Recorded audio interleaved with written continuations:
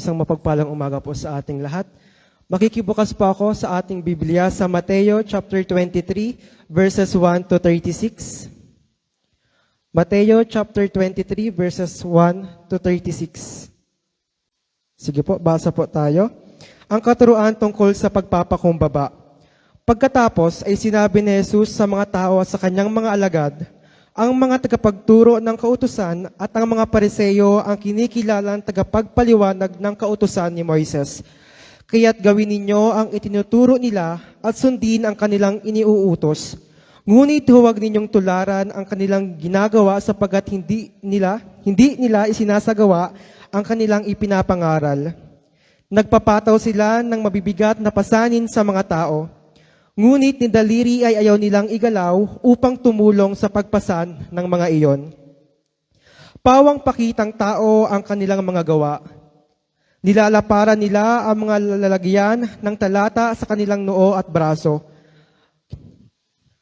At hinahabaan ang palawit sa laylayan ng kanilang mga damit. Ang nais nila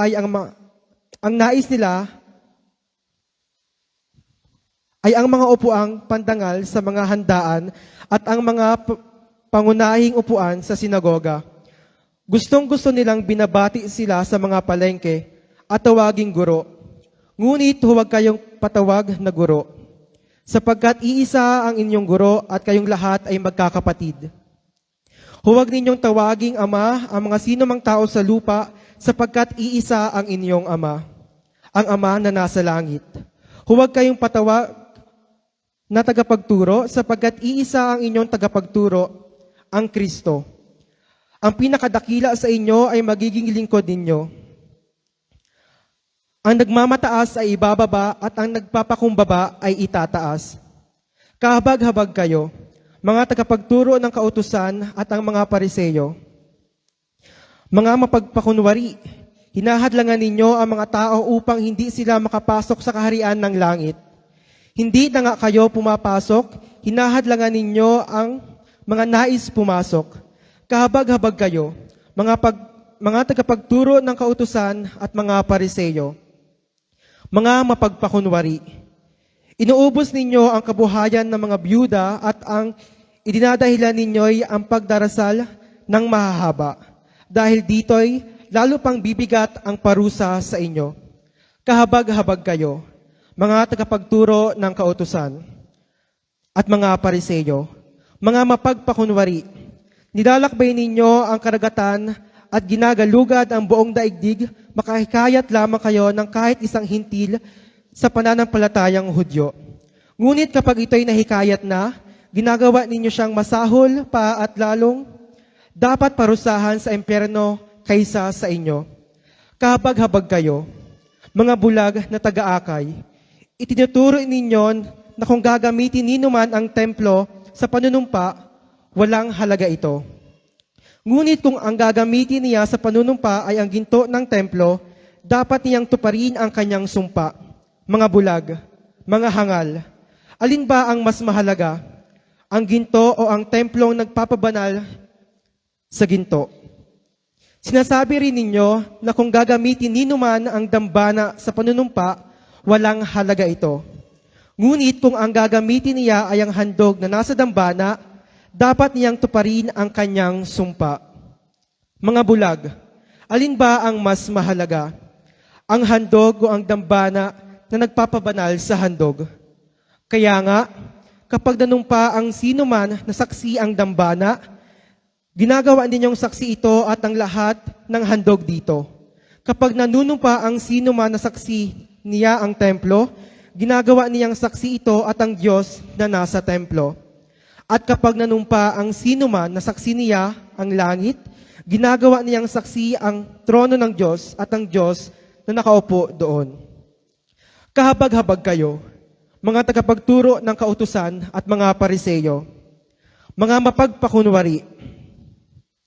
Nagbibigay kayo ng 10% bahagi ng maliliit na halamang tulad ng yerbabuena, ruda at linga, ngunit kinakaligtaan naman ninyong isagawa ang mas mahalagang turo sa kautusan, ang katarungan, ang pagkahabag, at ang katapatan. Dapat ninyong gawin ang mga ito nang hindi kinakaligtaan ang ibang utos, mga bulag na taga-akay. Sinasala ninyo ang kulisap sa inyong inumin, ngunit nilulunok naman ninyo ang kamelyo. Kahabag-habag kayo, mga tagapagturo ng kautusan at mga pariseyo, mga mapagkunwari. Nililinis ninyo ang labas ng tasa at pinggan, ngunit ang mga iyon ay puno ng kasakiman at pagiging makasarili. Bulag na pariseyo. Linisin mo muna ang nasa loob ng tasa at pinggan at magiging malinis din ang labas nito. Kahabag-habag kayo, mga tagapagturo ng kautusan at mga pariseyo, mga mapagkunwari. Ang katulad ninyo ay mga libingang pinaputil, magaganda sa labas, ngunit ang loob ay bulok at puno ng kalansay. Ganyan-ganyan kayo. Sa paningin ng tao'y mabubuti, ngunit ang totoo'y punong-puno kayo ng pagkukunwari at kasamaan. Kahabag-habag kayo, mga tagapagturo ng kautusan at mga pariseyo, mga mapagkunwari. Nagpapagawa kayo ng libingan para sa mga propeta at pinagaganda ang mga puntod ng mga taong namuhay ng matuwid. Sinasabi pa ninyo, kung kami sana'y nabuhay sa kapanahunan ng aming mga ninuno, hindi kami nakikiisa sa pagpatay sa mga propeta. Sa sinabi ninyong iyan, inaamin ninyong kayo'y mga anak ng mga pumaslang sa mga propeta. Sige, tapusin ninyo ang sino man ng inyong mga ninuno. Mga ahas, lahi ng mga ulupong, hindi kayo makakaiwas ng paparusahan sa impyerno. Kaya nga, magsusugo ako sa inyo ng mga propeta, mga matatalinong tao at mga tagapagturo. Papatayin ninyo ang mga ilan sa kanila, hahagupitin at ang iba'y ipapako sa krus. Ang iba'y hahagupitin ninyo sa inyong mga sinagoga at tuusigin sa bayan-bayan. Kaya nga, paparusahan kayo dahil sa pagkamatay ng lahat ng taong pinatay ng walang sala. Magmula kay Abel hanggang kay Zacarias, ang anak ni Barakias. Pinaslang ninyo si Zacarias sa pagitan ng templo at ng dambanang sinuguan ng mga handog. Tandaan ninyo, ang parusa sa lahat ng mga pagpatay na iyon ay babagsak sa salinlahing ito. Tayo po ay magpapatuloy sa ating pansamantalang itinigil na series ng ating mga pag-aaral patungkol sa ilang mga kaganapan o mga eksena bago yung pagkapako ni Jesus sa krus. At dito sa binasang mga talata, merong isang very obvious na paksa na palagay ko ay mapapansin ng lahat. Merong paulit-ulit na salita na pinatutungkulan lamang ang dalawang klase ng tao, ang mga iskriba at ang mga pariseyo. Sila na mga kilala, na mga nakakaalam, at sabi ng binasa natin, sila yung mga tagapagturo at the same time, tagapagpaliwanag ng mga kautosang ito na meron sila mula kay Moises hanggang sa kanilang panahon. Sa Mateo chapter 5, verse 3 to 11, kilalang-kilala ang talataang ito sa tawag na the Beatitudes, o sa Tagalog, ang mga pinagpala o ang mga mapapalad. Doon ay inadiscuss ni Jesus ang sino-sino ba ang mga taong tunay na mapapalad. Pero dito sa ating binasang talataan, kabaliktaran. Napansin niyo po ba? Sa iba, ito'y tinatawag na, sa version ng Bible ni Dave na binasa, ginamit yung salitang mga, ano sabi doon sa beginning sentence? Mga kahabag-habag. O dito sa aking sali ng Bible, mga aba. Mga taong aba, mga taong kahabag-habag, mga taong nasa isang kalagayan na kaawa-awa, hindi dahil sa kanilang physical na kalagayan o kanilang social na status, kundi sa kanilang spiritual na kalagayan. Dito ay inarebuke ni Jesus ang mga taong ito dahil sa klase ng kanilang mga pamumuhay at paglilingkod. At ano ang ginamit na salita para ipakilala ang mga taong ito? Ano ang sabi sa inyong Bible? Sila ay mga kahabag-habag, mga mapagkunwari, o sa ibang salita dito sa Bible ko, mga mapagpaimbabaw. Tinawag sila ni Jesus ng mga kahabag-habag para i-describe ang kanilang nakakaawa at the same time nakakatakot na kalagayan. Nakakaawa dahil sila'y napapahamak. Nakakatakot dahil hindi nila alam na sila'y napapahamak. Ang mga taong ito ay kilalang mga bihasa. Supposed to be, dapat sila ang unang-unang nag-initiate ng mga bagay na nais ng Diyos at kalooban ng Diyos. And yet, sila pa ang pangunahin na lumalaban, sumusuway, at inakontra ang mga totoong inutos ng Panginoon o ng Diyos. Sila saan na dapat ang maging katuwang ni Jesus.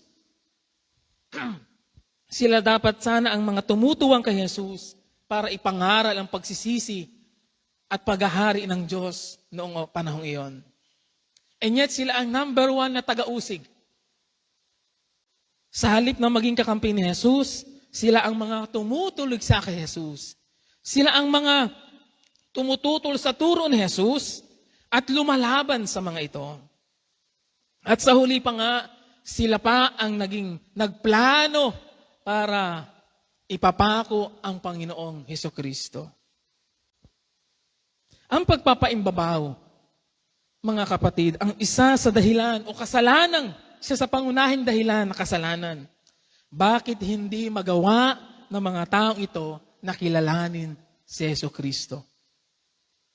Ang mga taong mapagpaimbabaw ay palaging naglalagay ng boundary o harang sa kanilang buhay para hindi nila tanggapin ang mga katotohanan.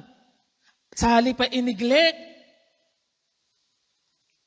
at pasinungalingan. Sa puntong ito, sa binasang mga talata, tila hindi na matiis ni Jesus na hindi pagsalitaan ang mga taong ito. Sa version ko ng Bible, ang title dun sa verse 13 ay ang pagtuligsa ni Jesus sa mga eskriba. Kaya sa puntong ito, kinakailangan ni Jesus na sila'y pagsabihan, sawayin, at igawad ang hatol para maintindihan ng mga taong ito kung ano ang tunay nilang kalagayan at kahihinatnan. At pangalawa, para babalaan ang mga taong nasa paligid na nakikinig kay Jesus para hindi sila mailigaw ng mga taong ito. Kaya ang aking mensahe ngayong umagay, merong dalawang pangunahing layunin sa kabuuan ng mensaheng ito. Una, para ipakilala kung sino itong mga taong ito at anong klaseng mga tao ito na inatukoy ni Jesus sa ating talataan. At pangalawa, para bigyan tayo para makapag-ingat tayo na hindi tayo madaya o mailigaw ng ganitong mga klaseng mga tao. Ano nga ba ang meron sa mga taong ito? At bakit sila tinatawag ni Jesus na mga mapagpaimbabaw? Mapagkunwari. Ngayong umaga, aaralin natin at sasagutin ang tanong na ito. Ano-ano ang mga katangian ng isang taong mapagpaimbabaw? At makikilala natin ang mga taong ito sa paraan na sila ay inarebuke ni Jesus. And hopefully, as we listen sa salitang ito, ay makapag-reflect tayo ng ating buhay. Kung paanong nakaka-relate ito sa ating kasalukuyang kalagayan. Mga katangian ng isang taong mapagpaimbabaw, una, sila ay puno ng makasariling hangarin. Mula verse 3 hanggang verse 12, pwede niyong guhitan kung paano i-describe ni Jesus ang mga taong ito na puro tungkol sa sarili ang kanilang pinapahalagahan. Ang pinakaugat, mga kapatid, ng pagiging mapagpaimbabaw ay naroon sa mas malaki at masyadong pagpapahalaga sa sarili. Naroon nakaugat ang pagpapaimbabaw. Ang mga taong mapagpaimbabaw, mapagkunwari, ay merong ganong napakalaking pagpapahalaga sa kanilang mga sarili.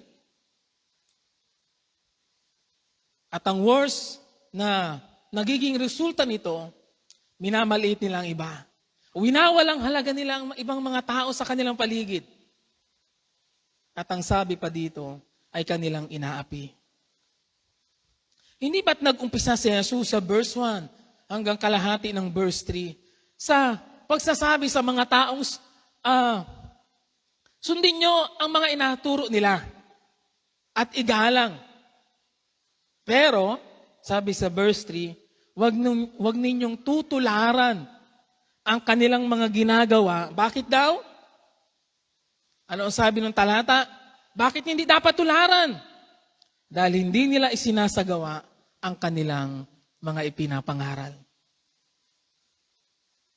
Sa madaling sabi, ang mga taong ito ay magaling lamang sa salita, pero kulang sa gawa.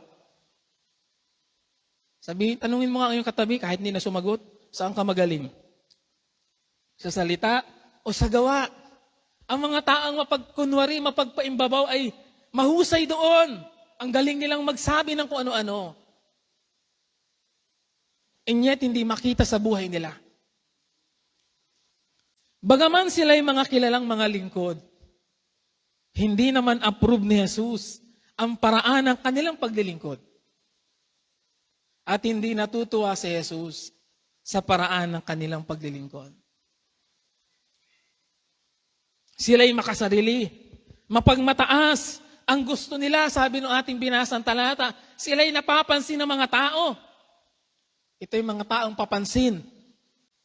Ang kanilang mga paglilingkod ay walang kabuluhan dahil ginagawa nila lamang ang mga ito para sa kanilang sariling kapakinabangan.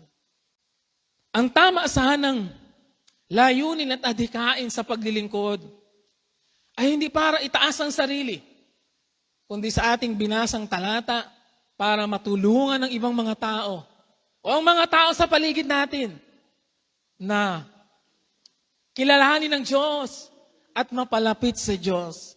E ngayon ang ginagawa ng mga taong ito dahil sa kanilang pagiging makasarili and self-righteous, sa halip na sila ang maging tulong, maging instrumento ng Diyos para makapasok ang mga tao sa kaharian. Sila pa ang nagiging dahilan para hindi makapasok ang mga tao sa kaharian ng Diyos. Ginamit ang salitang hinahadlangan nila ang mga tao. Sila'y magaling mag-demand sa mga tao.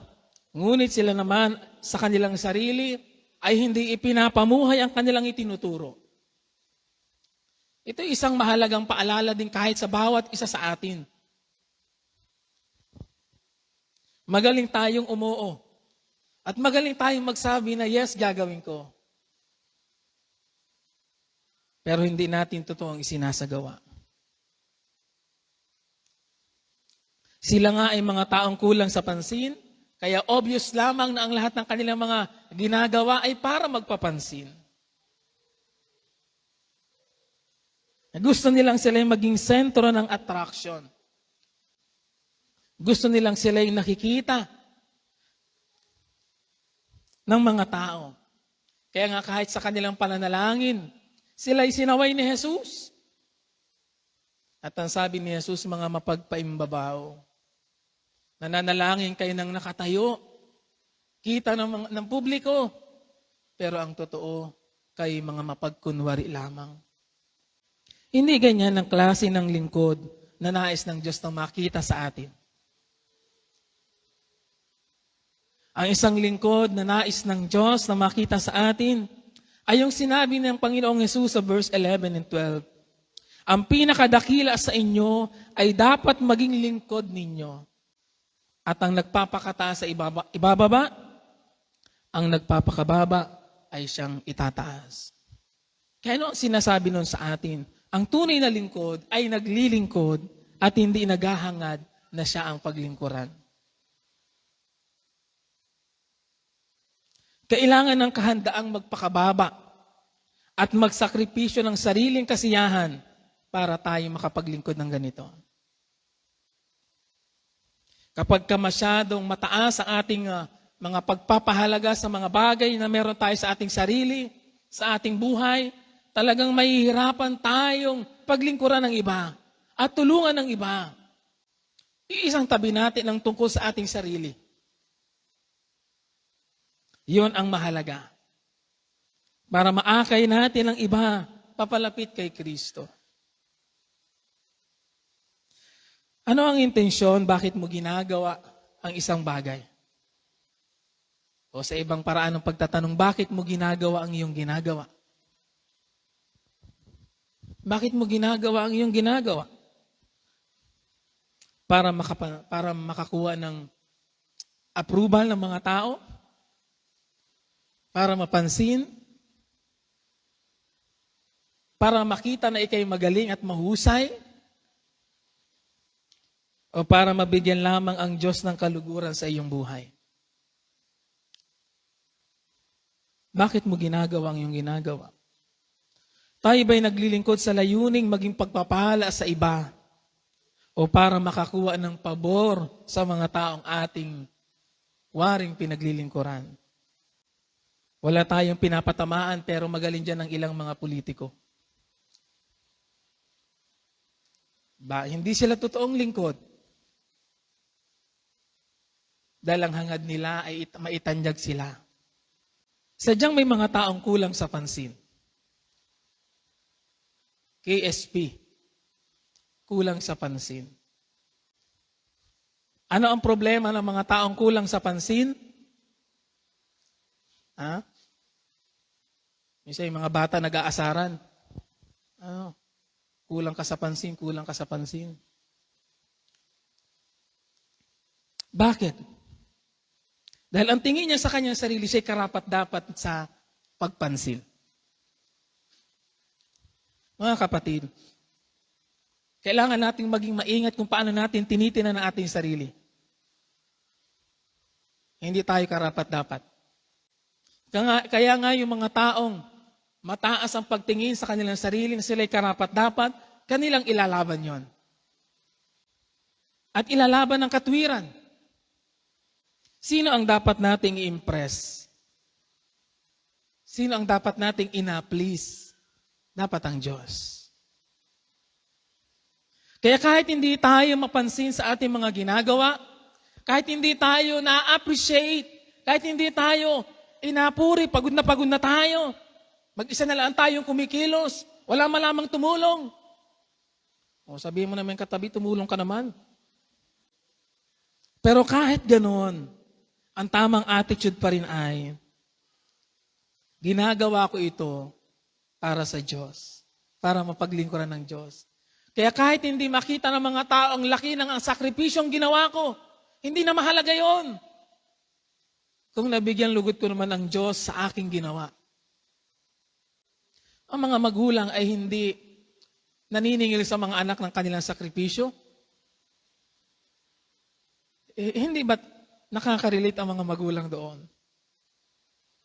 Kahit hindi ina-appreciate ang inyong mga anak ang inyong pagsasakripisyo, sa halip pa nga, inakundi na kayo minsan, inaaway, pinapagalitan. Pero kahit gano'n, hindi tayo basta-basta umiimik. Tinitiis lamang natin kahit hindi nila nakikita na ang lahat ng ating ginagawa ay para sa kanilang ikabubuti. Dahil hindi natin ginagawa yung para sa ating sarili, ginagawa natin yung para sa kanila. Ganon din sa ating buhay bilang isang lingkod. Mahalaga magkaroon tayo ng tamang pagtingin at pagpapahalaga sa mga bagay na ating inagawa. Yan man ay paglilingkod sa simbahan. Ano ang gamot sa ganitong attitude, sa ganitong problema? Ang gamot dito ay servant attitude. Kailangan magkaroon tayo ng attitude ng pagiging mapaglingkod. Hindi mahalaga kung ikay mapansin man o hindi ang iyong ginagawa. Hindi ka naglilingkod para maghintay ng kapalit o reward o papuri. Hindi ka naghahangad na ikaw ay ituring na espesyal. Sa halip, itinuturing mo ang iyong sarili na isang alipin at lingkod ng lahat. lingkod ng lahat. Kaya ang ating adhikain ay kung ano ang adhikain ng Diyos sa ating mga buhay. Napansin niyo po ba na naglaan si Jesus ng ilang mahabang mga pangungusap na ito, hindi para lamang ipahiya ang mga taong ito, kundi para ilantad sa kanila kung sino talaga sila. Dahil ina-claim nila na sila ay mga lingkod. Ngayon hindi sila totoong lingkod. Kaya puno ng makasariling hangarin. Kailangang mabunot yung ugat na yon. Kailangang maalis yon. At ako'y naniniwala na unti-unting magagamot yon. Pangalawa, ang mga taong ito, ang katangian, pangalawang katangian, sila ay puno ng pagpapanggap. Puno ng pagpapanggap. Sabi doon sa verse 14, balikan nyo at basahin natin. Verse 14 to 15. Sa aba ninyo, mga iskriba at mga pariseyo, mga mapagpaimbabaw, inuubos ninyo ang kabuhayan ng mga babaeng balo, at ang sinasangkalan ninyo'y ang pagdarasal ng mahaba. Dahil dito'y lalo pang bibigat ang parusa sa inyo, at sa aba ninyo, mga iskriba at mga pariseyo, mga mapagpaimbabaw, nilalakbay ninyo ang karagatan at ginagalugad ang buong daigdig, mahikayat lamang kahit ang isang hintil sa pananampalatayang Hudyo. At kung may kayat na ginagaw ninyong masahol pa kaysa sa inyo, kaya't nagiging ibayo ang dahilan para sila'y parusahan sa impyerno. Ang mga balo noon, dito sa Bible, kapag binanggit ang mga balo, sa kanilang social status, na wala ng asawang susuporta sa kanila. Kaya't sila ay binibigyan ng diin ng Bible na dapat bigyan ng atensyon. Dapat silang kalingain. Dapat silang suportahan sa kanilang mga pangailangan. Yun ang utos ng Biblia. Yun ang utos ng Diyos sa kanila, actually sa mga Israelita. Pagbabasahin natin ang Exodus chapter 33, ang sabi doon, huwag ninyong aapihin ang mga babaeng balo at mga ulila. Alam nila ito. Bilang mga tagapagturo ng kautusan. Ganun pa man, sila pa ang sumusuway sa utos. Inuubos nila, sabi doon, inuubos nila ang kabuhayan ng mga babaeng balo at ang kanilang idinadahilan daw ay ang kanilang mahabang pananalangin. Anong ibig sabihin noon? Ganito ang ibig sabihin ng mga kapatid. Para hindi lumabas at mahalatang pang-aabuso ang kanilang ginagawa, ginagamit nilang sangkalan. Anong ibig sabihin ng sangkalan? Dahilan. Yung kanilang mahabang pananalangin bilang kapalit o kabayaran ng kanilang mga kukunin sa mga babaeng balong ito. Kaya para yung kanilang pananalangin ng mahaba ay yun ang kanilang, kumbaga kukuha sila ng ano-ano sa mga babaeng balong ito, at para hindi sila mapag-isipan na ito'y kanilang taktika para ubusin ang meron sila'y nananalangin ng mahaba. Nawaring inapag-pray ang mga taong ito, ang haba ng kanilang panalangin. Hindi, siyempre naman sa unang tingin ay parang hindi naman mahalata agad kasi inapag-pray ako.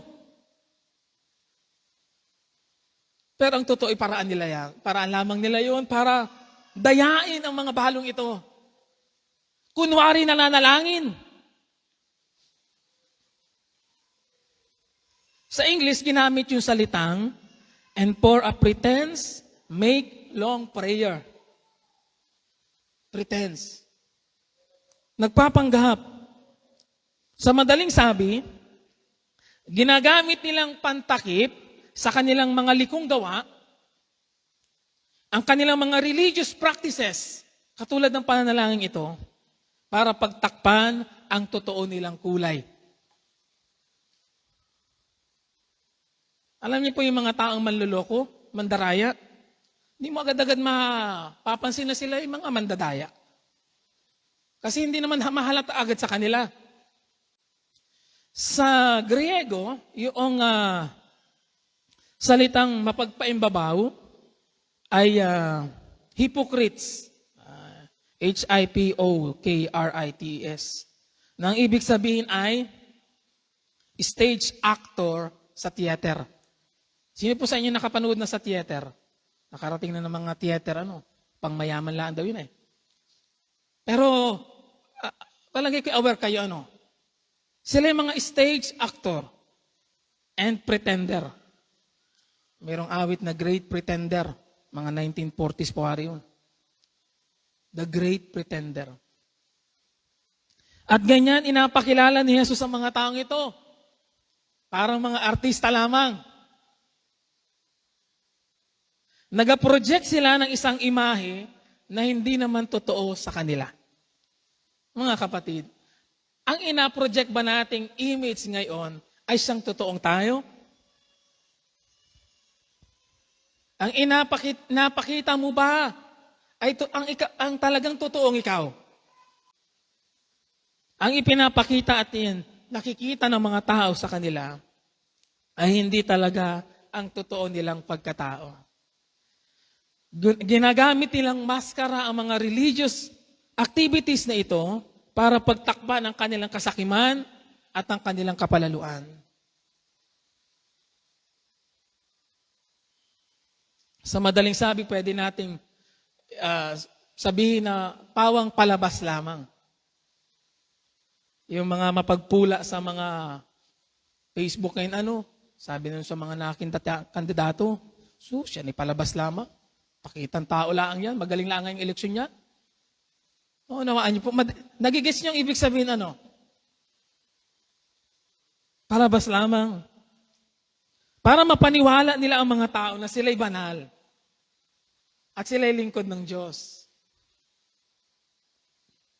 Kaya ganoon na lamang ang babalang binigay din ni Jesus sa kanila, sa mga tao, na wag tularan ang mga ito, sabi niya sa Mateo 6:5. At kapag nananalangin kayo, ang sabi ni Jesus, huwag kayong tumulad sa mga mapagpaimbabaw. Paano daw nananalangin ng mga mapagpaimbabaw? Mahilig silang manalangin ng patayo sa mga sinagoga at sa mga panulukang daan. Ano ang layunin? Upang makita ng mga tao. Sinasabi ko sa inyo, tinanggap na nila ang kanilang gantimpala.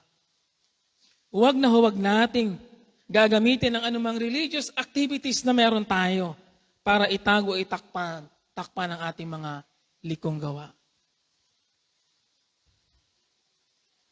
Wala tayo sa theater para magsuot ng maskara. Mas mainam pang magpakatotoo tayo sa Diyos kaysa i-project natin ang isang imahe na hindi naman totoo sa atin. Anong sabi ni Jesus? If my people shall humble themselves. Kung tayo magpapakatotoo sa harapan ng Diyos, hindi naman tayo itataboy ng Diyos. Kaya nagiging parang palabas lamang ang lahat ng ating mga paglilingkod, mga kapatid. Kung ito'y ginagawa natin, na meron naman tayong tinatago sa ating tunay na pagkatao. Kinamumuhuyan ng Diyos. Kahit sa atin sa iglesia, ang pagiging bahagi ng isang gawain na hindi palaging nagbibigay garantiya ng ating pagiging totoong Kristiyano. Kung papaanong ang mga taong nagpapakilalang sila ay mababait, makadiyos, at aakayin nila ang bayan sa pagbabago, pero taktika lamang nila iyon. Pagkatapos nito, babalik sila sa tunay nilang pagkatao. Kamusta ang ating mga paglilingkod? Kamusta ang ating pagiging bahagi ng iglesia? Ang ating pagdalo ng mga gawain at katulad nito na pagsamba. Tatanungin ko ulit kayo, bakit mo ginagawa ang ginagawa mo? Dumadalo ka ba ng panambahan para sambahin ang Diyos? O dahil ito'y naging isang religious routine na sa iyo tuwing linggo, kaya ka sumasamba? Dahil kung hindi, Ano ang dahilan at bakit ka o tayo nagpunta kung hindi rin naman pala tayo sasamba sa Diyos? Sana'y nasusundan niyo po ako. Bakit mo ginagawa ang ginagawa? Bakit ka dumalo ng panambaang ito? Para ba sambahin ng Diyos? Kung para sambahin ng Diyos, talaga bang sinamba mo ang Diyos? Dahil kung hindi mo naman talaga totoong sinamba ang Diyos, hindi ba parang isang display lamang ang ginagawa mo? Umaattend ka lamang ng isang religious activities, pero hindi talaga totoong nagiging bahagi ng buhay mo yon. You are just an attender. That is not a part of your life. Kaya ang pagkakaroon natin ng involvement sa anumang mga religious or even spiritual activities ay hindi lagi nagbibigay ng garantiya na nabibigyan nating lugod ang Diyos. Lahat ng ating mga paglilingkod ay magiging kalugod-lugod lamang kung ito'y ginagawa natin ng buong puso, ng totoo sa ating sarili, walang pagpapaimbabaw. Walang pagkukunwari. Ay dahil ako'y dadalawin pag hindi ako sumamba. Naunawaan niyo po.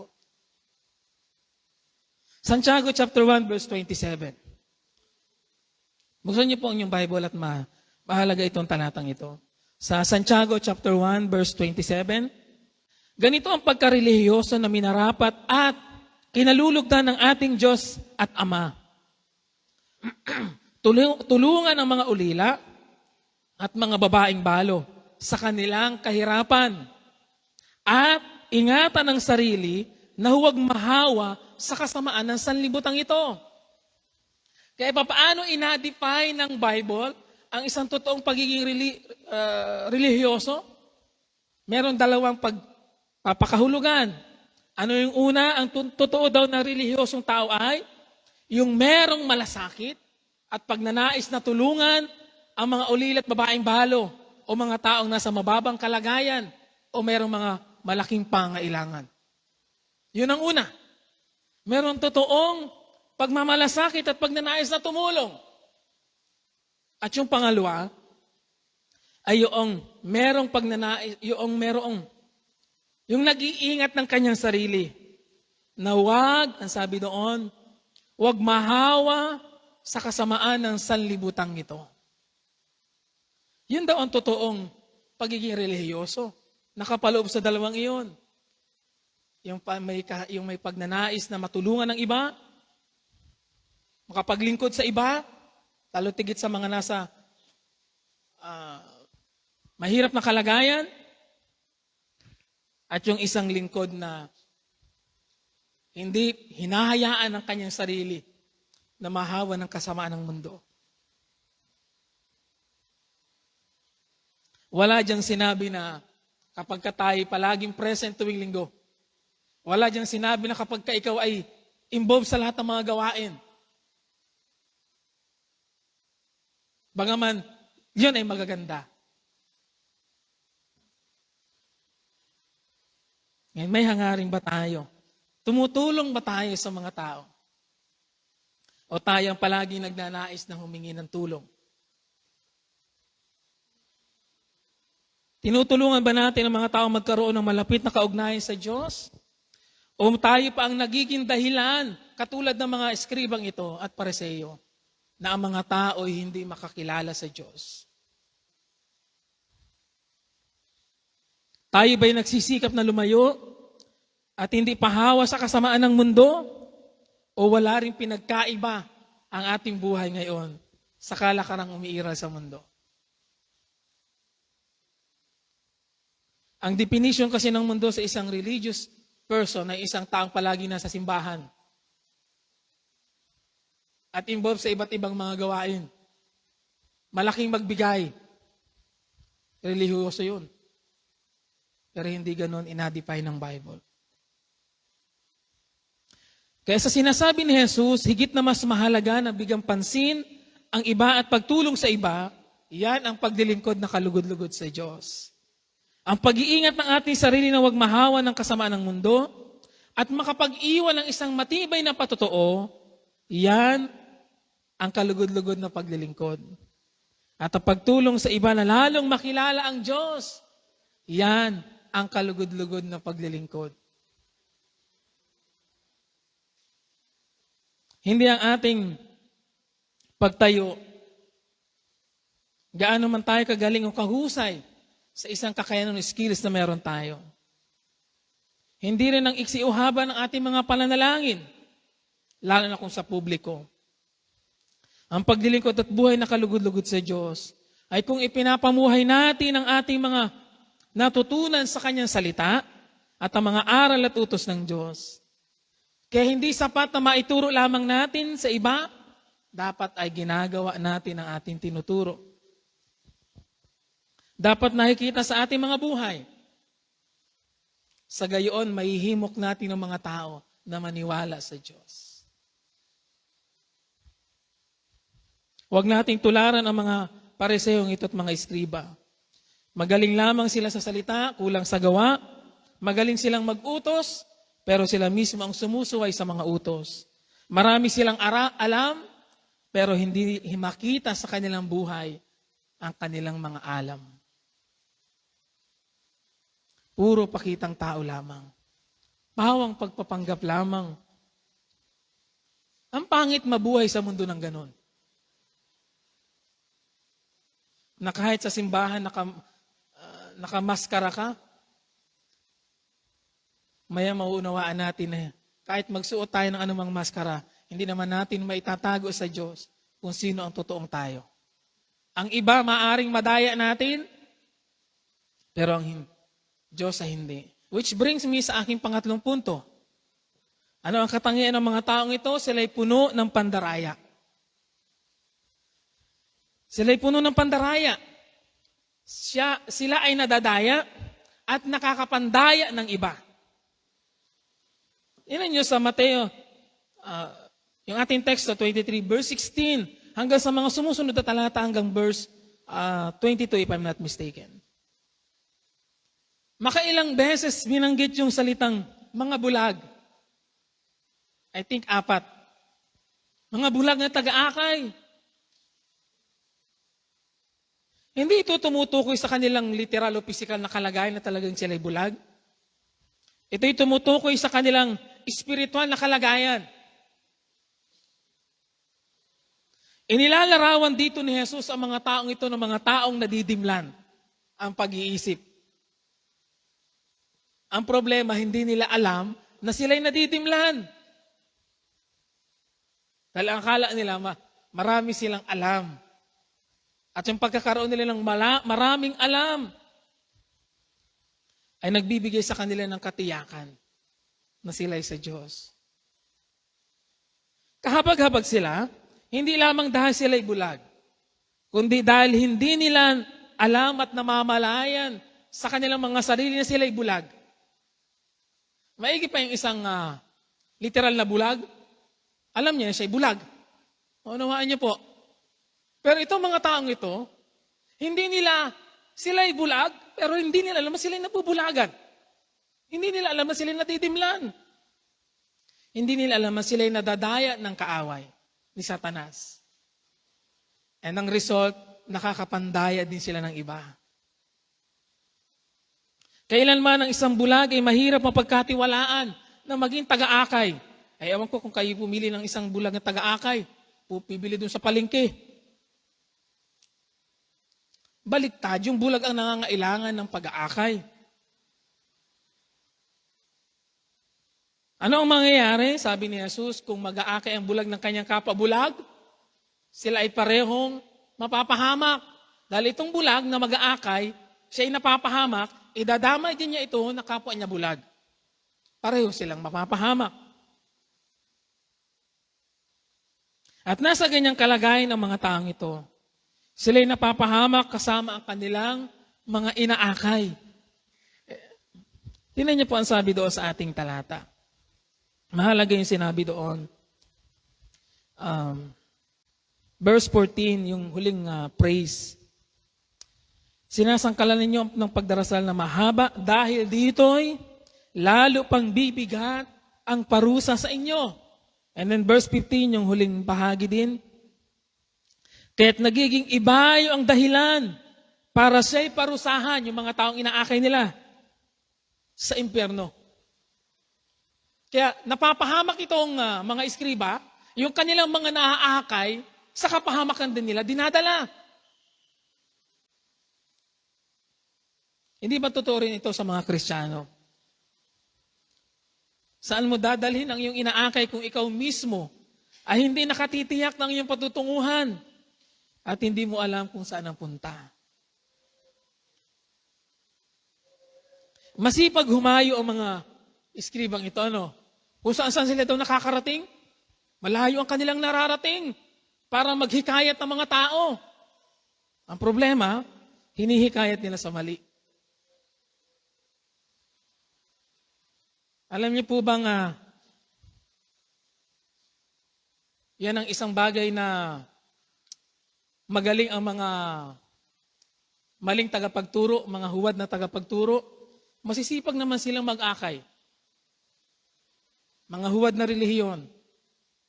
Masisipag pa nga sa mga totoo na humayo. O, talungin mo nga yung katabi. Ano? Napapahiya ka ba? Mas masipag pang humayo yung mga huwad kaysa sa mga tunay.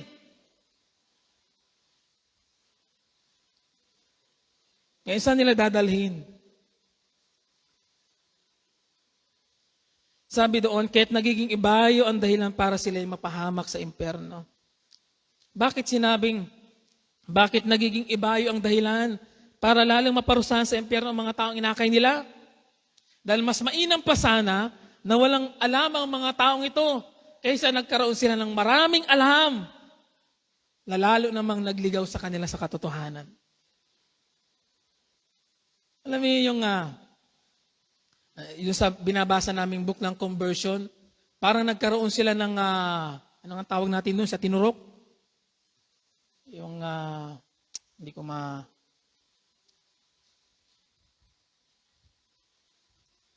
ano nga yun? Hindi ko maalala. Yung tinuturok para hindi madapuan ng sakit. Anesthesia, hindi man. Vaccine, ano? Ang sabi doon sa librong iyon.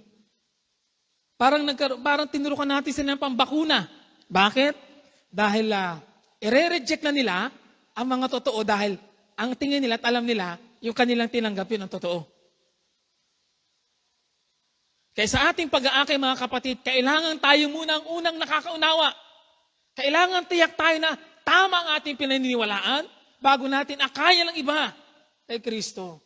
Dahil ililigaw lamang natin sila kung tayo mismo hindi nakakaunawa ng katotohanan.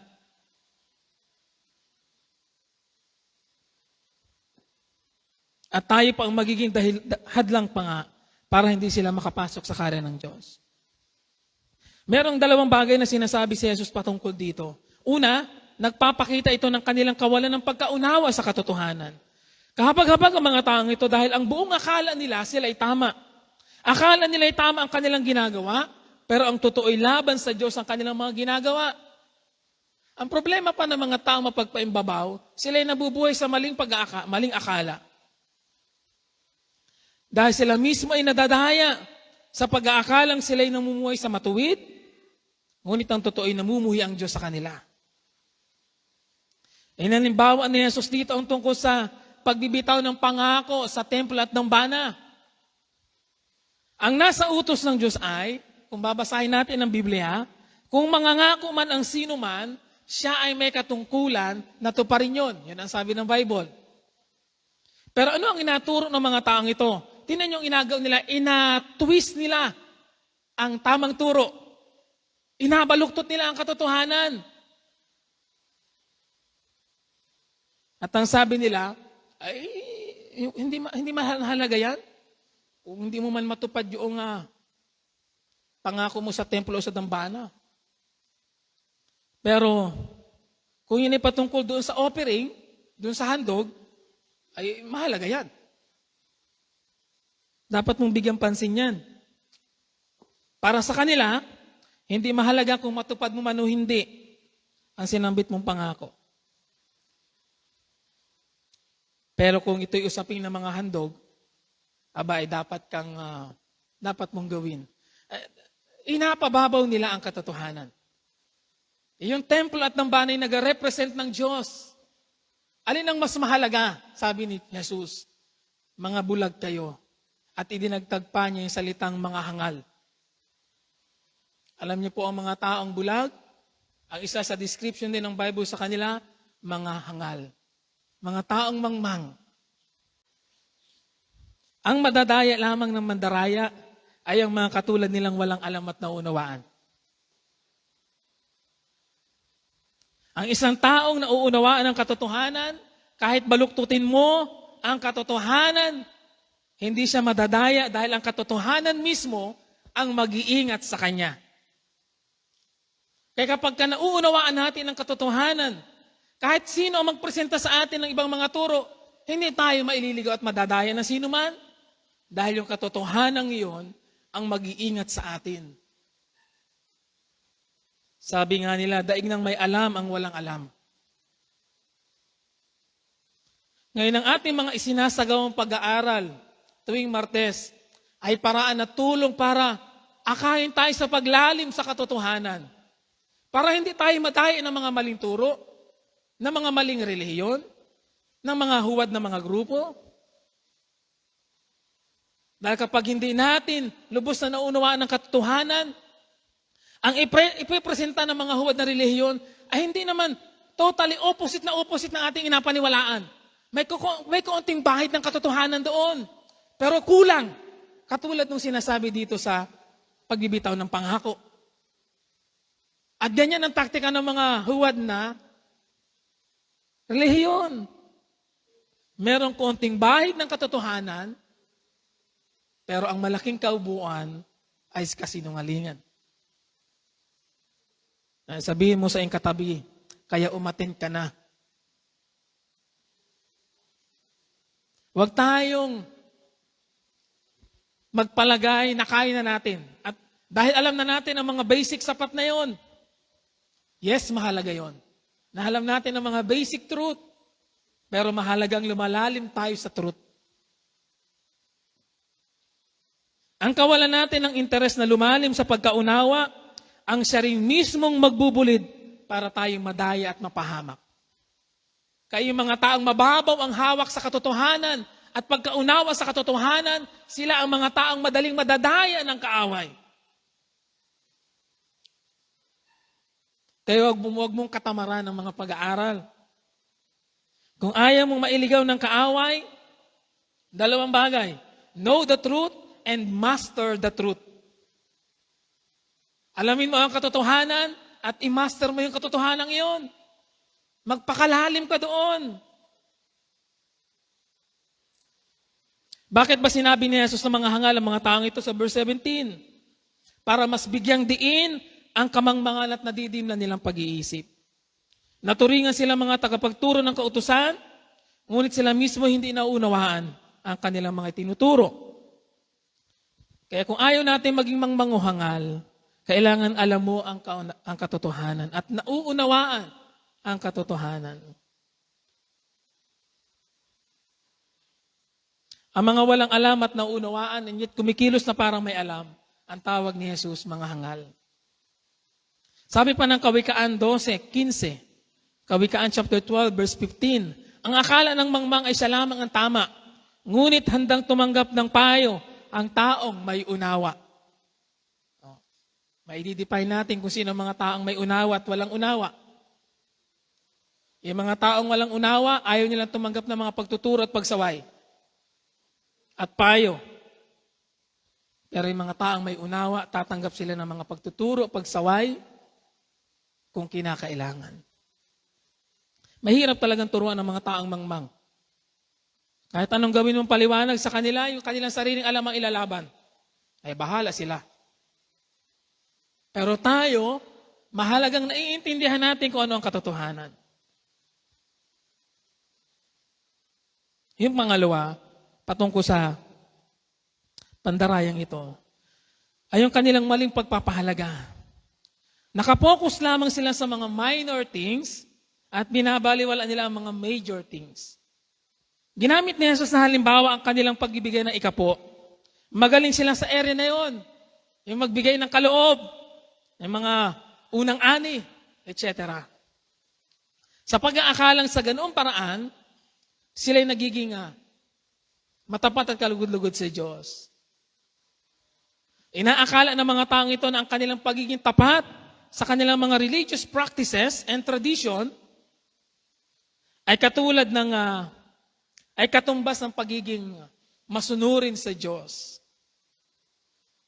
Ang sabi ng verse 23, sa aba ninyong mga eskriba at mga pariseo, mga mapagpaimbabaw, ibinibigay ninyong ikapo na gulayin, walang halaga, ngunit kinaliligtaan ninyo, isagawa ang lalong mahalagang aral sa kautusan, ang katarungan, ang pagkahabag, ang katapatan.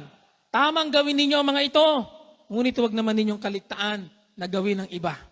Ano ang sinasabi ni Jesus? Hindi naman mali ang kanilang ginagawa, pero kinakaligtaan nila ang higit na mas mahalagang mga utos.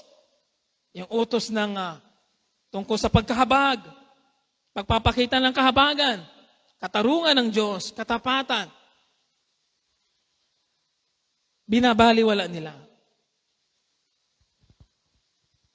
Kaya ngayon, saan tayo dapat magpakahusay? Dapat magpakahusay tayo ng higit sa mas mahalagang mga bagay. Anong ibig sabihin nun?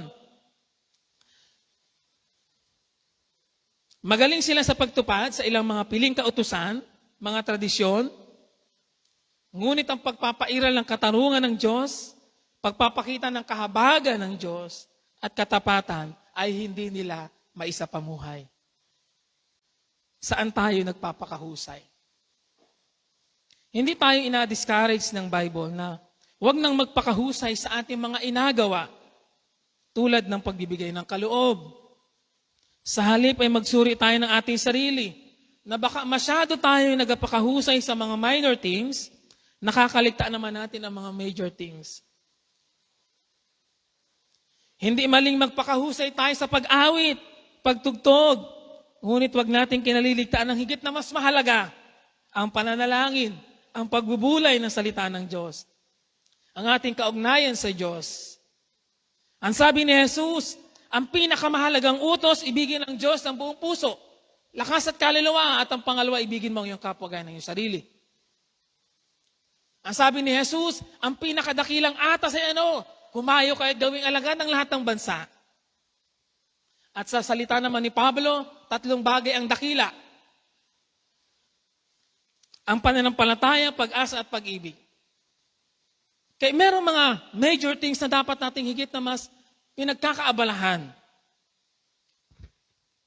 Kaya kung tayo man ay aktibo sa anumang area of ministry at sa gawain sa iglesia na meron tayo, ngunit hindi naman natin napapangyari ang nabanggit, guilty rin tayo katulad ng mga pariseyong ito.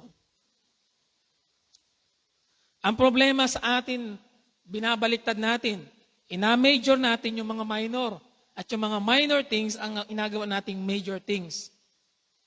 Mali. Kung ano ang major, yun ang dapat na pinagbubuhusan natin at ginagalingan. Halimbawa, kung ang major things sa ating paglilingkod ay ang paghayo at pag-aakay na gawing alagad ang mga tao, doon tayo dapat nagpakahusay.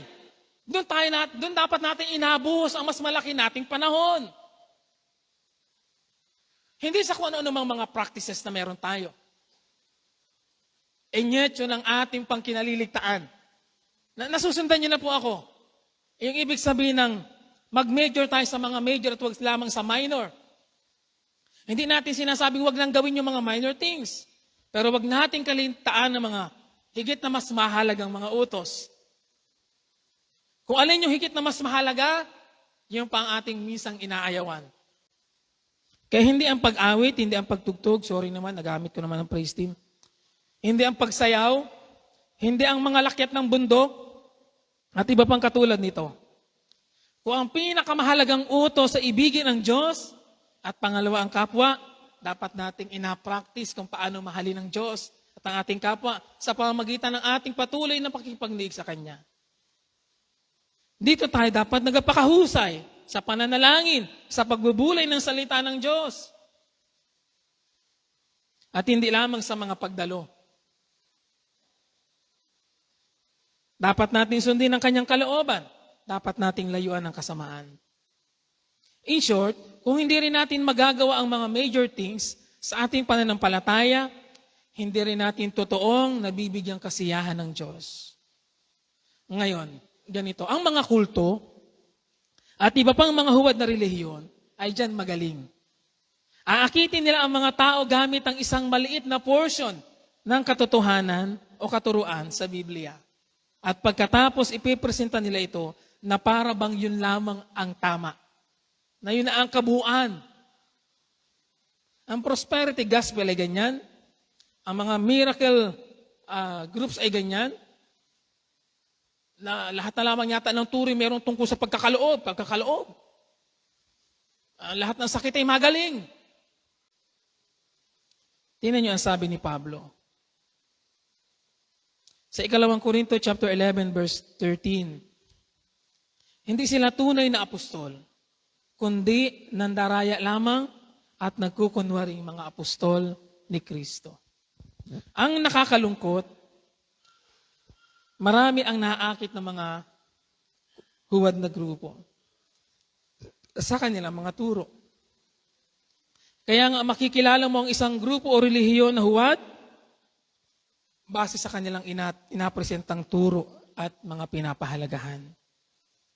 Anumang paglihis o pagbabaw sa tamang turo ng salita ng Diyos ay maaaring maging napakamapanganib na sa sino man sa atin para mailigaw tayo sa tamang turo ng Bible. Kaya anong dapat natin gawin para wag tayong madaya? Tandaan natin ang sinabi ni Jesus, huwag ninyong ikaliligta ang isagawa ang higit na mas mahalagang utos. Huwag nating kaliligtaan ang higit na mas mahalagang aral. Panghuli, pang-apat at panghuli, ang mga taong ito'y puno ng kasamaan ng puso. Ano nga po yung mga katangian ng mga taong mapagpaimbabaw? Sila'y puno ng makasariling hangarin, sila'y puno ng pagpapanggap, sila'y puno ng pandaraya, sila'y nadadaya at nakakapandaya. At sila'y puno ng kasamaan ng puso. Sabi doon sa mga huling talata, verse 25, sa aba ninyo mga eskriba at mga pariseyo, mga mapagpaimbabaw, nililinis ninyo ang labas at ng tasa ng pinggan, ngunit ang loob nito'y puno ng mga nahuthut ninyo dahil sa kasakiman at pagsasamantala. Bulag na pariseyo, linisin mo muna ang mga nasa loob ng tasa at ang pinggan at magiging malinis ang labas nito. Sa aba ninyo mga eskriba at mga pariseyo, mga mapagpaimbabaw, ang katulad ninyo yung mga libingang pinaputi, maganda sa labas, ngunit sa loob ay puno ng kabulukan at buto ng mga patay. Ganyan-ganyan kayo sa paningin ng tao, mabubuti kayo, ngunit ang totoo ay punong-puno kayo ng pagpapaimbabaw at ng kasamaan. Kaya sa puntong ito, tinutuligsa naman ni Jesus sa mga taong ito sa kanilang masyadong pagpapahalaga, sa kanilang mga panlabas na kalagayan. Magaling silang magbihis, bihis banal. Ang ganda, kagalang-galang kung magbihis. Pero ang kanilang kaloob-looban ay punong-puno ng kabulukan, ng kasamaan. Hindi natin maitatago sa Diyos ang tunay na kondisyon ng ating mga puso. Kahit magpakabihis-bihis tayo ng maganda sa ating pagdalo, pero kung ang ating puso naman na hindi natin totoong inapalinis sa Diyos, bali wala rin ang anumang mga panlabas na kagandahang meron tayo. Walang anumang magiging kalugod-lugod sa kanila o sa atin dahil pawang kasamaan lamang ang laman ng puso. Sabi pa ni Jeremias 17 verse 9, sino ang makakaunawa sa puso ng tao, magdaraya at walang katulad, wala nang lunas ang kanyang kabulukan. Akong si Yahweh ang sumisiyasat sa isip at sumusubok sa puso ng mga tao at ginagantihan ko ang bawat isa ayon sa kanyang pamumuhay at ginagantimpalaan ayon sa kanyang ginagawa. Kaya ang kanilang pamumuhay na rin ang magpapatunay ng kanilang totoong kalagayan ng kanilang puso. Kung anong nasa puso. Ngayon, kung hindi man natin agad na nakikita ang tunay na kondisyon ng ating mga puso, Hindi naman natin ito tunay na maitatago sa Diyos. Alam ng Diyos kung sino ang tunay at sino ang mga nagkukunwari lamang. Alam niya kung sino ang mga totoong naghahanap sa Kanya at sumasamba sa Kanya, at alam niya kung sino yung mga nagpapakitang tao lamang. Ngayon, ginamit ni Jesus ang tasa at libingan bilang ilustrasyon para ilarawan ang kalagayan ng mga tao. Maganda ang panlabas, pero pangit, marumi, at puno ng kabulukan ang loob.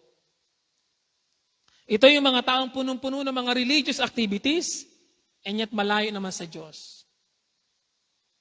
Ito yung mga taong relihiyoso, pero walang relasyon sa Diyos. Kamusta tayo? Maaaring present nga tayo sa lahat ng mga gawain o activities ng church, ngunit wala naman tayong panahon sa ating pakikipag-ugnayan sa Diyos. Tandaan natin, mas mahalaga ang relasyon kaysa sa anumang mga religious practices. Sana hindi tayo katulad o matulad sa mga taong ito, na maganda ang panlabas, ngunit ang panloob ay punong-puno ng kasamaan. Sana hindi puro pagpapaganda ng panlabas ang ating inapaghusay. Sana'y masigit nating inapaghusay ang ating panloob, ang ating espiritual, ang ating kaluluwa. Wag puro pagpapaganda at pagpapagwapo. Alam na naming maganda ka at gwapo. Sapat na yon. Pero paghusayin natin at palalimin ang ating kaugnayan sa Diyos. Nawawalan ng saysay, mga kapatid, ang anumang pagsisikap natin na mapaganda ang ating imahe sa labas, ngunit kung ang kalooban natin puno ng kasamaan, baliwala ang lahat. Kung hindi tayo totoong magsisisi, tatalikod sa ating mga kasalanan, at mamumuhay ng ayon sa kanyang kalooban, walang kabuluhan ang anumang mga pagsisikap na meron tayo ngayon. Kung sa public ay maganda tayo, maganda ang ating imaheng ina-project, ngunit ang ating private life naman ay namumuhay tayo sa pagsuway sa Diyos, baliwala rin ang lahat ng ating mga inagawa ngayon. Maaari nating madayang iba sa pag-aakalang tayo nasa isang maayos na kalagayan. Katulad ng binasa nating talata, na ang tingin ng mga tao sila ay mababait, mabubuti, mga banal. Pero ang kanilang kaloob-looban ay puno ng kabulukan. Parang isang libingan na puro kalansay, mabaho. At anytime pwedeng sumingaw ang baho.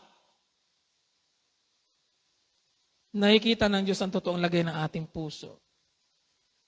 Kaya kahit gaano pa karami ang ginagawa natin, sa simbahan man yan, kahit gaano pa tayo kaaktibo, kahit gaano pa tayo karami o kalaki kung magbigay ng kaloob, kahit gaano pa ang ating husay, ang mga taong ito ay kahabag-habag dahil kinukuha nila ang kanilang security and assurance sa pagtingin at pagpuri ng tao sa kanila. Hindi ba? Bakit ba nila inapaganda ang kanilang panlabas na imahe? Kasi inahangad nila ang security at assurance sa mga tao sa paligid. No. Ang dapat nating paghanapan ng ating seguridad at assurance ay ang Diyos. At kung sa Diyos yun, dapat tayong mamuhay ng nakalulugod sa Diyos. Sinabi pa sa verse 29 to 30, at ako'y magtatapos na. Sa aba ninyo, mga eskriba at mga pariseyo, mga mapagpaimbabaw, ipinagtatayo ninyo ng mga libingan ng mga propeta at ginagayakan ng mga puntod ng mga taong namuhay ng matuwid.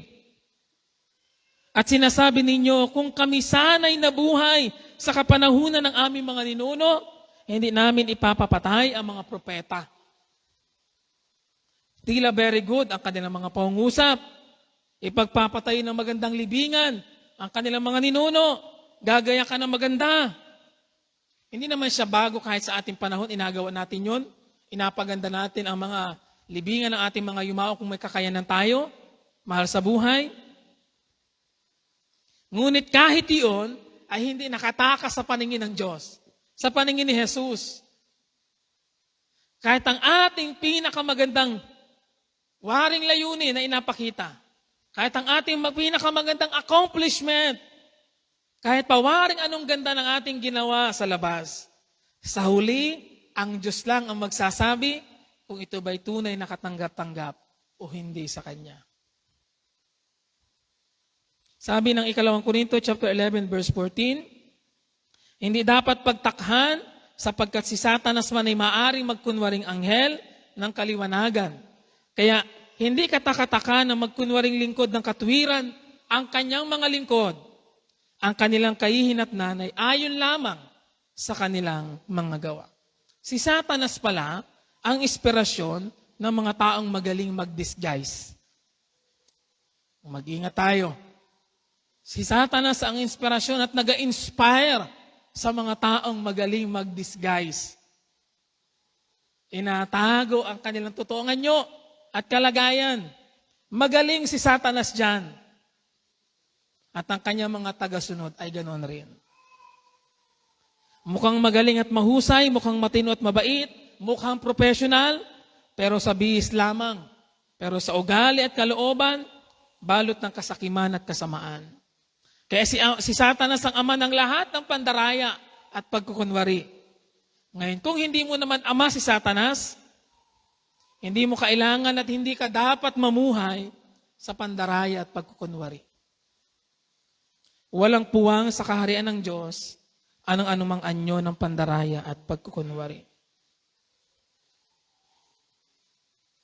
Magtatapos ako sa verse 33 ng ating teksto. Sabi ni Jesus, mga ahas, lahi ng mga alupong, hindi kayo makakaiwas na maparusahan sa impyerno.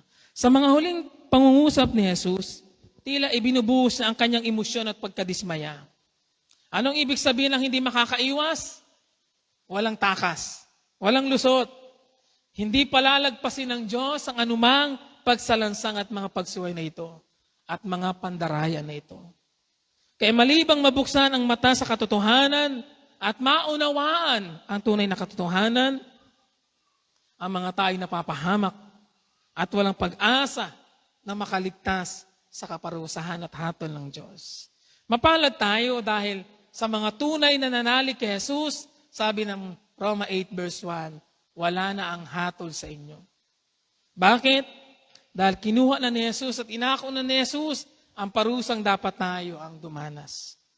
Pero sa mga taong ito, kung hindi sila magsisisi at hindi sila kahabagan ng Diyos na maakay sa tunay na pagsisisi, hindi sila makakatakas at babagsak na tiyak ang parusang nararapat para sa kanila. Ginamit din yung salitang mga ahas at mga ulupong sa English viper. Isang klase ng napakamakamandag na ahas na common sa Israel para i-describe ang panganib na dulot ng mga taong ito at ang kanilang pagiging malupit sa mga lingkod ng Diyos. Marami ang mga mamamatay at maliligaw dahil sa kanila. Marami silang aakayin sa kapahamakan, pero sabi ni Jesus, babagsak sa lahing ito ang kaparusahan. Tinitiyak ni Jesus na hindi niya palalampasin ang mga taong naging dahilan para ang mga tao'y mailigaw at mapahamak. Sa English, I tell you the truth, this generation will be held responsible for these things. Kaya pananagutin ng Diyos ang mga taong ito. Pananagutin sila ng Diyos sa kanilang mga gawa. Pananagutin sila ng Diyos sa kanilang mga pandaraya. Ngayon, ano ang ating pwedeng gawin sa ating kasalukuyan? Hindi natin pwedeng ikubli ang ating totoong kalagayan. At kung tayo nadaya man ng kaaway, at kung tayo man ay hindi nakakaunawa, at kung ang ating mga puso ay merong bahid ng kasamaan, ano ang pwede nating gawin? Sabi ng huling talata, Ezekiel 36 verse 26, sabi ng Diyos, bibigyan ko kayo ng bagong puso, bagong espiritu, at ang masuwing puso ay gagawin kong masunurin. Walang ibang pwede tayong gawin, mga kapatid, kundi ang bumalik sa Diyos. at magsisi sa ating mga kasalanan. Aminin natin na kung tayo man somehow mayroong panahon ng ating buhay na tayo'y naging ganito. Naging pakunwari lamang sa ating mga buhay, pamumuhay. Gayong hindi naman natin totoong madadaya ang Diyos. Lumapit tayo sa Panginoon. Hindi natin kaya sa ating sarili na baguhin ang ating puso, pero sabi ng Diyos, handa ko kayong bigyan ng bagong puso, bagong espiritu, sa mga taong totoong magbabalik loob, magsisisi sa kanyang mga kasalanan.